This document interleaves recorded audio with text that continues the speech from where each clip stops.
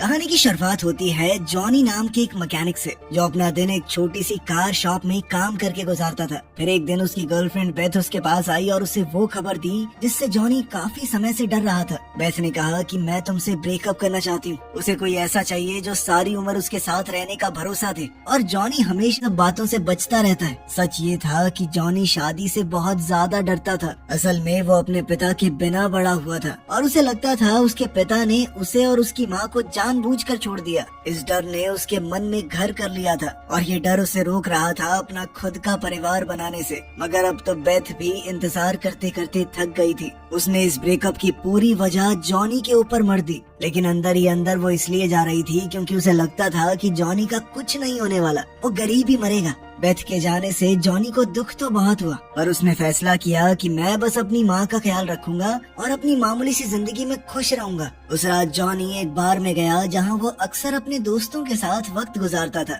अब वो एक दिल टूटे आशिक की तरह स्टेज पर जोर जोर से गाना गा रहा था। तभी अचानक से एक औरत बार में आई और उसका ध्यान तुरंत जॉनी पर गया। गाना खत्म होने के बाद वो जॉनी के पास आई और उसने अपना नाम प्रूडेंस बताया। प्रूडेंस ने समझाया कि वो इंग्लैंड में ड्यूक ऑफ ग्लासविक की एडवाइजर है। इसके बाद उसने जॉनी को एक प्लेन टिकट दी और कहा कि वो ड्यूक से मिलने जाए। इतना ही नहीं, उसने एक पुराना बर्थ सर्टिफिकेट भी दिखाया जो ये साबित करता था कि जॉनी ड्यूक का असली बेटा है। ये देखकर जॉनी एकदम हक्का बक्का रह गया और उसने वो कागज वापस उसकी तरफ धकेल दिया। जॉनी ने कहा कि मैं उस आदमी से मिलना ही नहीं चाहता जो 30 साल पहले अपने परिवार को यूं छोड़कर चला गया हो। बस यहीं से उसकी कहानी शुरू हुई। अगली सुबह जॉनी सीधा अपनी माँ डॉटी से मिलने गया और सच जानने की मांग की। जब उसकी माँ समझ गई कि इसे बहुत कुछ पता चल चुका है, अब मैं बात नहीं छुपा पाऊंगी, तो आखिरकार उसने अपनी कहानी सुनाई। उसने जॉनी को उसके पिता के बारे में बताया। जब जॉनी की माँ और ग्लासविक का ड्यूक विलियम जवान थे, तब दोनों मिले और उन्हें एक दूसरे से प्यार हो गया। मगर जब विलियम के परिवार ने उनकी शादी को अपनाने से मना कर दिया तो दोनों भाग गए। विलियम ने जॉनी की माँ से वादा किया था कि वो सब कुछ छोड़कर उसके साथ रहेगा, लेकिन उसके ताकतवर परिवार के दबाव ने आखिरकार उसे वापस खींच ही लिया। इस सब से डॉटी का दिल टूट गया और उसने शादी कैंसिल कर दी। लेकिन कुछ समय बाद ही उसे पता चला कि वो प्रेग्नेंट है। उसने विलियम को बच्चे के बारे में बताने के लिए उससे बात करने की कोशिश की थी। उसे बहुत सी चिट्ठियां भेजी, लेकिन कभी कोई जवाब नहीं मिला। ये समझकर कि विलियम उसे भूल चुका है, उसने फैसला किया कि वो अपने बेटे को अकेले पालेगी। अब उसने जॉनी से कहा कि जाओ विलियम से मिलो, ताकि तुम अपने उस पिता को जान सको जिससे कभी मिल नहीं पाए। अपनी माँ की बात मानते हुए जॉनी उस शानदार महल तक पहुँच गया जिसे ड्यूक ऑफ ग्लासविक अपना घर कहता था। प्रूडेंस ने वहाँ पर उसका स्वागत किया और उसे कई सारे कमरे दिखाते हुए महल का एक छोटा सा टूर करवाया। कुछ देर बाद वो उसे ड्यूक के स्टडी रूम में ले गई और उसे वहाँ इंतजार करने को कहा। साथ ही ये भी याद दिलाया कि किसी भी चीज को छूना मत। मगर जैसे ही वो बाहर गई, जॉनी ने एक पुरानी फेंसिंग वाली तलवार उठाई और उसके साथ खेलने लगा। थोड़ी ही देर बाद विलियम अंदर आया। बाप बेटे दोनों की शक्ल बहुत ज्यादा मिलती थी। उनका बोलने का अंदाज और आदतें तक एक जैसी लग रही थी। जब जॉनी को एहसास हुआ कि उसके सामने खड़ा आदमी वही बाप है जिससे वो कभी नहीं मिला, तो माहौल थोड़ा सीरियस हो गया। वहीं विलियम को लग रहा था कि जॉनी यहाँ पैसे मांगने आया है, मगर उसे ये नहीं पता था कि प्रूडेंस ने उसे यहाँ पर बुलाया है। ये पैसों वाला इल्जाम सुनकर जॉनी के दिल को बहुत ठेस पहुंची। उसने कहा कि मैं सिर्फ अपने बाप से मिलने आया था, जो मेरी जिंदगी से सालों पहले गायब हो गया था। लेकिन सालों बाद अपने बेटे से मिलने के बाद भी इस ठंडे से बर्ताव को देखकर जॉनी बहुत निराश हुआ और अब तो वो गुस्से से भर चुका था। जॉनी के जाने से पहले विलियम ने उससे डॉटी के बारे में पूछा। तब जॉनी ने बताया कि मेरी माँ सिंगर बनना चाहती थी, शायद आपको बताया होगा उन्होंने, लेकिन बन नहीं पाई क्योंकि मुझे पालना भी तो था। वो इंतजार नहीं कर सकती थी कि कब उन्हें बड़ा ब्रेक मिले। नॉर्मल छोटी मोटी नौकरियां करनी पड़ी। जॉनी अब अपने पिता से काफी नाराज था, इसीलिए उसने वहाँ से निकलने का फैसला किया। लेकिन प्रूडेंस ने उसे रोकने की कोशिश की। उसने उसे याद दिलाया कि तुम एक शाही परिवार के बेटे हो, तुम अपने पिता के अकेले वारिस हो, तुम्हें ही आगे चलकर ग्लासविक का ड्यूक बनना है। लेकिन जॉनी ने विलियम के बारे में कहा कि मैं इस आदमी के साथ तो बिल्कुल नहीं रहना चाहता। प्रूडेंस ने उससे पूछा, अच्छा ये तो बताओ तुम जाओगे कहाँ पर? जिस पर जॉनी ने चिढ़कर कहा कि रुक जाऊंगा किसी होटल में, क्या हो गया? फिर बाहर निकलते वक्त जॉनी की नजर गैराज में खड़ी एक पुरानी गाड़ी पर पड़ी। उसे वो कार काफी पसंद आई, लेकिन उस पर धूल की मोटी परत जम चुकी थी। इसीलिए उसने खिड़की पर जल्दी से छोटा सा मैसेज लिख दिया कि गाड़ी को साफ कर दिया जाए। इसके बाद वो पास के एक बार की तरफ चला गया, जहाँ उसने बार के मालिक के लिए एक पुराना म्यूजिक बॉक्स ठीक कर दिया। उसे घर से निकले ज्यादा देर हुई नहीं थी कि प्रूडेंस उसे ढूंढती हुई वहाँ भी पहुँच गई। उसने जॉनी को बताया कि विलियम चाहता है कि पूरे एक हफ्ते तुम महल के अंदर ही रुको, लेकिन जॉनी ने मना कर दिया कि मुझे जाना ही नहीं। तो प्रूडेंस ने उसके सामने एक डील रखी। उसने जॉनी से कहा कि चलो डार्ट्स का एक मैच खेलते हैं। अगर मैं जीत गई तो तुम्हें महल में वापस चल के वहीं रुकना पड़ेगा, और अगर तुम जीत गए तो तुम वापस अमेरिका जा सकते हो, और साथ ही तुम जो कहोगे तुम्हारी एक बात मैं जरूर मानूंगी। जॉनी ये सोचकर मान गया कि इस लड़की को तो हरा ही दूंगा, लेकिन प्रूडेंस का निशाना बहुत अच्छा था। वो बहुत आसानी से जीत गई। बाद में पता चला कि वो तो असल में एक प्रोफेशनल प्लेयर है। खैर कुछ भी हो, जॉनी हार गया था तो वो महल में वापस चलने को मान गया। उसे उसका कमरा दिखाने के बाद प्रूडेंस सिटिंग एरिया में आराम से बैठ गई और जॉनी की सोशल मीडिया पोस्ट्स को देखने लगी। उसी वक्त एनी नाम की एक नौकरानी अंदर आई और उसने प्रूडेंस को जॉनी और उसकी माँ की फोटोज देखते हुए मुस्कुराते पकड़ लिया। एनी ने तुरंत मजाक में कहा कि क्या बात है, लड़का पसंद आ गया क्या? लेकिन प्रूडेंस ने जल्दी से कहा कि नहीं नहीं, ऐसा कुछ नहीं है। फिर अगली सुबह जब प्रूडेंस जॉनी के कमरे में गई तो उसे एक पुराना फोनोग्राफ ठीक करते हुए पाया, जो कई सालों से काम नहीं कर रहा था। थोड़ी देर बाद वो उसे साइकिल पर घुमाने ले गई ताकि जॉनी ड्यूक की जमीन जायदाद को अच्छी तरह देख सके। उसने बताया कि ड्यूक ऑफ ग्लासविक के नाम पर लगभग 42,000 एकड़ है। इसमें ज्यादातर जमीन खेती की थी। उनकी जमीन पर एक प्राइवेट चर्च भी था और साथ ही परिवार के शाही सदस्यों को दफनाने के लिए एक खास जगह भी। प्रूडेंस ने ये भी बताया कि विलियम के पिता ने परिवार की आखिरी बची हुई दौलत खर्च कर दी थी और साथ ही बहुत बड़ा कर्ज छोड़ दिया था। इसके बाद प्रूडेंस जॉनी को एक फार्म पर लेकर गई,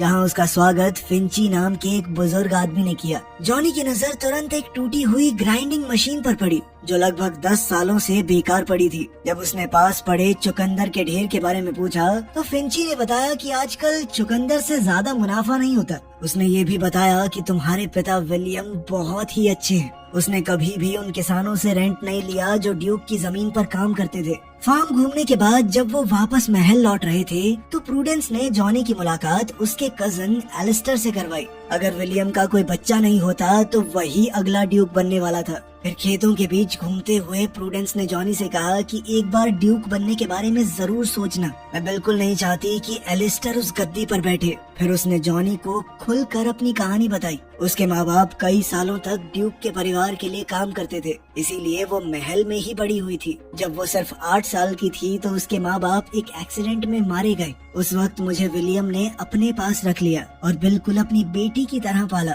उसे बड़े से बड़े स्कूल में भेजा, जो वो करना चाहती थी करवाया। इसी वजह से प्रूडेंस अपने दिल से विलियम की शुक्रगुजार थी। वो चाहती थी कि अगला ड्यूक कोई ऐसा इंसान बने जो सच में इसके लायक हो, बिल्कुल जॉनी की तरह। अब ज्यादा देर नहीं हुई थी कि महल में खास मेहमान आने शुरू हो गए। उनमें एलिस्टर और उसकी माँ भी शामिल थे और उन दोनों को ही मौका मिलते ही जॉनी को नीचा दिखाने में बहुत मजा आ रहा था। उन्हें लगता था कि जॉनी को शाही रहन सहन के बारे में कुछ भी पता नहीं होगा, क्योंकि वो तो अमेरिका में एक आम इंसान की तरह बड़ा हुआ है। फिर घुड़सवारी के दौरान भी एलिस्टर ने उसे नीचा दिखाने की कोशिश की। उसे पूरा यकीन था कि जॉनी को घोड़ा चलाना आता ही नहीं होगा, लेकिन जॉनी ने घोड़े को बहुत आराम से कंट्रोल कर लिया, जिससे सभी लोग हक्के बक्के रह गए। सिर्फ इतना ही नहीं, उसने एलिस्टर को गिरने से भी बचा लिया। कुछ देर बाद जॉनी किचन में नजर आया, जहाँ वो चुकंदर का जूस बना रहा था और स्टाफ के कुछ लोगों को दे रहा था। तब एनी ने कहा कि पहले तो मुझे ये फल बिल्कुल पसंद नहीं था, क्योंकि इसका स्वाद थोड़ा कड़वा होता है, लेकिन जॉनी का बनाया हुआ जूस चखने के बाद वो बिल्कुल हैरान रह गई कि ये कितना स्वाद था। जॉनी ने समझाया कि इसके बहुत फायदे भी हैं। तभी प्रूडेंस वहाँ पर आई और सबको काम पर वापस लगने को कहा। फिर उसने खुद भी जूस को टेस्ट किया और उसे भी बहुत पसंद आया। शाम को जॉनी ड्यूक के महल में होने वाले एक खास डिनर के लिए तैयार हुआ। जब उसने प्रूडेंस को सुंदर सी ड्रेस में देखा तो वो उसकी खूबसूरती देखकर हैरान रह गया। खैर डिनर के दौरान जॉनी को पहले कोर्स में थोड़ी मुश्किल हुई। प्लेट में अजीब सी मछली थी जिसे देखकर उसका मन खराब हो गया। तभी एलिस्टर ने तुरंत इस मौके का फायदा उठाया और उसका मजाक उड़ाने लगा। तुम्हें तो शाही टेबल मैनर्स के बारे में कुछ भी पता नहीं होगा। कोई बात नहीं, मैं बाद में सिखा दूंगा अगर तुम्हें चाहिए तो। लेकिन जॉनी ने उस पर बिल्कुल ध्यान नहीं दिया। उसने तुरंत एक चुटकुला सुनाया जिससे टेबल पर बैठे मेहमान हंस पड़े। इससे साफ हो गया कि वो एलिस्टर और उसकी माँ से डरने वाला नहीं है। उनकी हर फालतू बात का उसके पास और भी बढ़िया जवाब था। डिनर के आखिर में एलिस्टर खड़ा हुआ और उसने बड़े गर्व से कहा कि मैं अगला ड्यूक होने में बहुत गर्व महसूस करता हूँ। लेकिन उसी वक्त जॉनी भी अपनी सीट पर खड़ा हो गया और उसने सबको हैरान करते हुए कह दिया कि तुम नहीं, अगला ड्यूक मैं बनूंगा। मैं संभालूंगा अपने पिता की गद्दी को। उसी पल कमरे का माहौल तुरंत बदल गया। प्रूडेंस खुशी से चमक उठी और विलियम भी बहुत खुश नजर आया, क्योंकि वो तो हमेशा से चाहता था कि उसका बेटा ही उसकी जगह संभाले। फिर विलियम ने सबके सामने कबूल किया कि जॉनी उसका बेटा है और वही क्लासविक का अगला ड्यूक बनेगा। ये सुनते ही एलिस्टर और उसकी माँ गुस्से से भड़क उठे। वो बाद में विलियम से अकेले बात करने पहुँचे, लेकिन विलियम अपनी बात पर टिका रहा। उसने कहा कि जॉनी मेरा असली बेटा है। अगर वो ड्यूक बनना चाहता है तो ये उसका हक है। उधर जॉनी और प्रूडेंस एक बार में गए अपने दोस्तों के साथ इस बात का जश्न मनाने।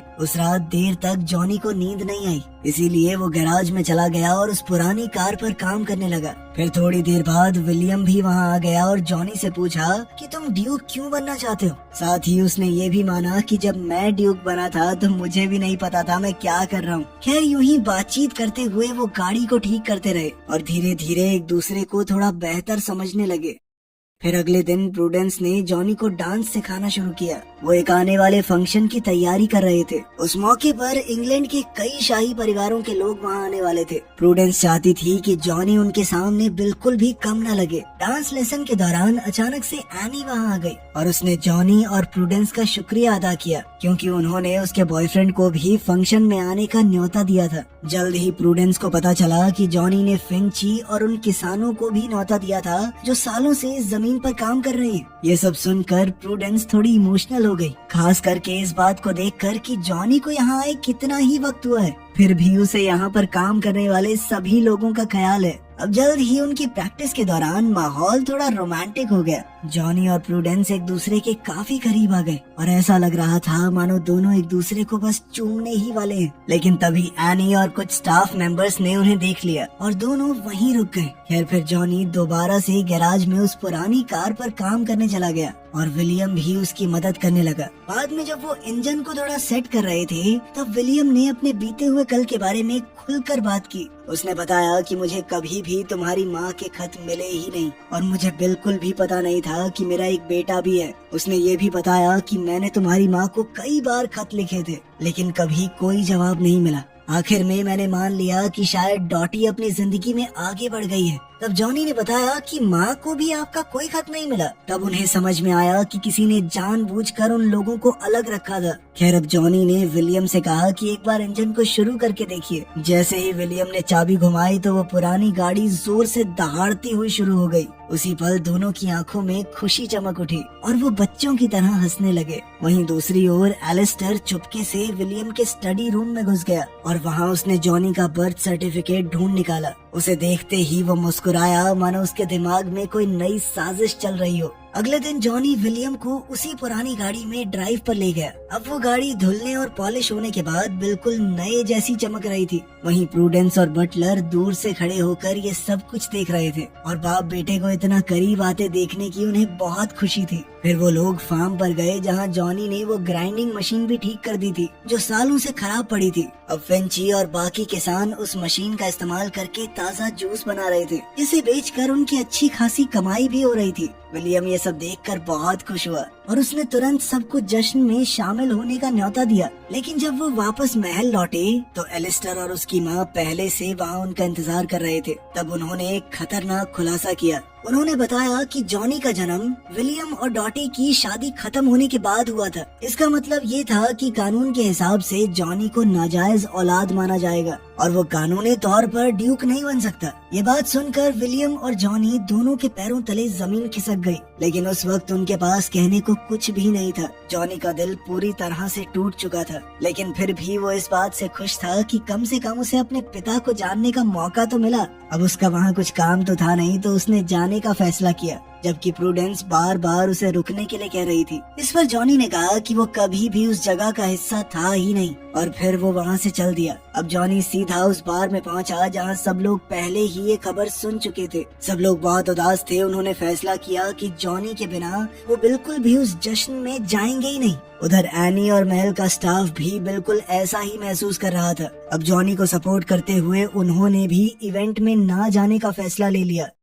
उधर अपने ऑफिस में प्रूडेंस दोबारा से जॉनी का बर्थ सर्टिफिकेट देख रही थी। तभी उसकी नजर एक खास डिटेल पर पड़ी। जैसे ही उसे समझ आया कि इसका मतलब क्या है, वो तुरंत जॉनी को ढूंढने के लिए भाग पड़ी और उससे कहा कि रुक जाओ। उसने जॉनी से कहा कि डांस में जरूर आना, बस मेरी खातिर। फिर इवेंट शुरू होने से पहले विलियम ने मेहमानों का स्वागत किया, लेकिन तभी वो एकदम हैरान रह गया जब उसे डॉटी वहाँ पर आती हुई नजर आई। उसकी खुशी छुपाए नहीं छुप रही थी और वो तुरंत उसे अंदर ले गया ताकि सबसे मिलवा सके। फिर थोड़ी देर बाद जॉनी भी प्रूडेंस और अपने दोस्तों के साथ डांस में आ गया। इधर एलिस्टर और उसकी माँ ये सब देखकर बुरी तरह चिढ़ रहे थे, क्योंकि ये सब उन्हें बिल्कुल पसंद नहीं आ रहा था। उनके हिसाब से मामूली लोग शाही जश्न में क्या कर रहे हैं, क्या काम है इनका यहाँ पे। इसी भीड़ में जॉनी ने अचानक से अपनी माँ को देखा। वो पूरी तरह चौंक गया, क्योंकि उसे तो पता भी नहीं था उसकी माँ यहाँ आने वाली है। तभी डॉटी ने उसे गले लगा लिया और बताया कि विलियम ने उसे पहले ही प्लेन टिकट भेज दी थी और साथ ही इस मौके पर यहाँ आने के लिए इनवाइट भी किया था। फिर विलियम सभी मेहमानों के सामने आगे बढ़ा और सालों से दिल में दबाए हुए अपने जज्बात खुलकर कह दिए। उसने बताया कि सिर्फ एक हफ्ते में मेरी जिंदगी पूरी तरह बदल गई है। उसके बेटे की वजह से उसकी पुरानी यादें ताज़ा हो गई और अब उसे लगता है कि शायद वो अपनी जिंदगी को दोबारा पा सकता है, जिसे उसने सालों पहले खो दिया था। फिर उसने सबके सामने ऐलान किया कि जॉनी उसका अगला वारिस होगा। ये सुनते ही एलिस्टर तुरंत कूद पड़ा और इस फैसले का विरोध करने लगा। उसने जोर देकर कहा कि जॉनी नाजायज औलाद है, वो नहीं बन सकता ड्यूक। तभी अचानक प्रूडेंस बीच में आ गई और सच्चाई का खुलासा किया। उसने बताया कि शादी को रद्द करने वाले कागजों पर जो विलियम के दस्तखत हैं, वो नकली हैं। ये बात बहुत आसानी से साबित की जा सकती है जब उस सिग्नेचर को विलियम की असली हैंडराइटिंग से कंपेयर किया जाए। विलियम अपने बाएं हाथ से लिखता है और उसका साइन करने का तरीका इतना अलग है कि किसी के लिए भी नकल कर पाना बहुत मुश्किल है। ये सब सुनकर एलिस्टर बिल्कुल घबरा गया और ऐसे ही कुछ भी बड़बड़ाने लगा कि तो क्या हो गया, साइन तो हो रखा है ना। लेकिन विलियम ने तुरंत भारी आवाज में कहा कि यहाँ से निकल जाओ। फिर कुछ पल बाद जॉनी आगे बढ़ा और अपने पिता को जोर से गले लगा लिया। इसके बाद जॉनी ने अपने आगे के प्लान्स भी बताए। उसने ऐलान किया कि वो इस धरती पर कई पीढ़ियों से रह रहे किसानों के साथ मिलकर एक जूस कंपनी स्टार्ट करना चाहता है। फिर कहानी के आखिर में जॉनी ने प्रूडेंस को डांस के लिए पास बुलाया। उनके आसपास बाकी मेहमान भी डांस में शामिल हुए और पूरे हॉल में खुशी का मंजर दौड़ पड़ा। फिर डांस के बाद जॉनी प्रूडेंस को गार्डन में ले गया। वहाँ उसने अपने दिल की बात कहकर अपने प्यार का इजहार किया। प्रूडेंस ने भी हाँ कहते हुए उसे चूम लिया। तो चलो, अपना हीरो ड्यूक भी बन गया और साथ में हीरोइन भी मिल गई। और क्या ही बचा है, मैं और तुम मिलते हैं अगली वीडियो में।